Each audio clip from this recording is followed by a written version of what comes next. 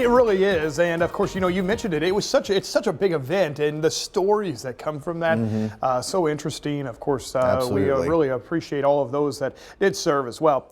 Tracking some showers and thunderstorms this morning, starting to see the first round that we've dealt with early this morning now, kind of weaken over top of us, but still a couple of heavy downpours right along the Massac and Pope County line. That is east of Brookport over towards the Unionville Road area. A couple more showers a little further to the west, and a few more as well through parts of Crittenden County, as well as over towards Marion, Kentucky. Some showers, some thunderstorms. Livingston County, Kentucky, also dealing with that. Our next wave of showers and storms moving through the St. Louis metro area now will continue to work its way southward. So if you're doing any traveling, maybe heading up Route 3 towards the Chester area, probably in about an hour or so, we'll see some of these storms moving in there. And I really think that we'll see at least these make their way into Perry County, probably over the next hour to hour and a half. The western parts of Perry County, Coulterville, maybe over towards Cutler and the Pinckneyville area. Again, this morning, the risk for severe weather is low, but some thunder, some lightning, another wave of some heavy downpours likely, especially across parts of southern Illinois and southeast Missouri. This is a live view from Mount Vernon looking back towards the south. We've got a few breaks in the clouds from time to time, but overall still mostly cloudy out there, and a big range in temperatures where we've already seen another wave of one round of storms move through. Temperatures have dropped back in the low 60s, Mount Vernon to Marion. Meanwhile, Poplar Bluff to Kennett, Missouri, you guys haven't seen very much rain over the last 24 hours, and temperatures there a lot warmer this morning. Somewhat of a stormy day, though, coming up. Another wave of storms this morning, and then yet more storms expected towards the late afternoon and the evening. Some of those could be very strong. Eventually, by tonight, the cold front moves through.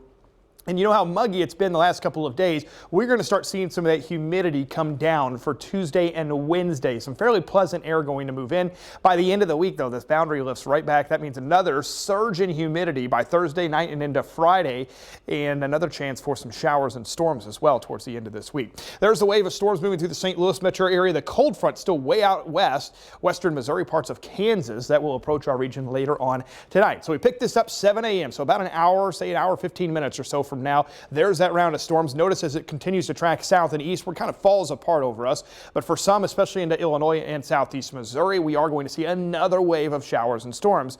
By lunchtime, that should be ending. We'll see some dry time through the midday hours, early part of the afternoon. Temperatures in the low 80s later today. That's going to allow the atmosphere to destabilize again.